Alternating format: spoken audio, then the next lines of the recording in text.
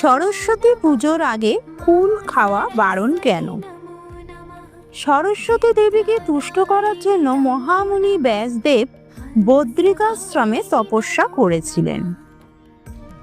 তপস্যা শুরুর আগে তার তপস্যা স্থলের কাছে একটি কুল বীজ রেখে দেবী তাকে শর্ত দেন।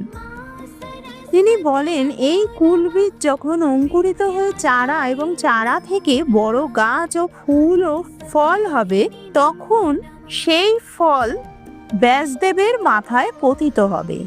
সেই দিন তার তপস্যা পূর্ণ হবে এবং মা সরস্বতী তুষ্ট হবেন। ব্যাসদেবও সেই শর্ত মেনে নিয়ে তপস্যা শুরু করলেন।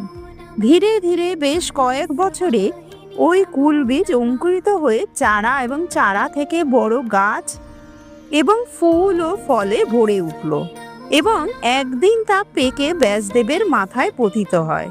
তখন ব্যাসদেব বুঝতে পারেন যে মা সরস্বতী তার প্রতি তুষ্ট হয়েছেন। সেদিনটি ছিল শ্রীপঞ্চমী। সেদিন বেদমাতা সরস্বতীকে বদ্রি বা কুল ফল নিবেদন করে অর্চনা করে তিনি ব্রহ্মসূত্র রচনা আরম্ভ করেন। শ্রীপঞ্চমীর দিন মা সরস্বতী তুষ্ট হয়েছিলেন, তাই সেই দিনের আগে আমরা কুল খাই না। শ্রীপঞ্চমীর দিন মা সরস্বতীকে কুল নিবেদন করার পরই কুল খাওয়া হয়।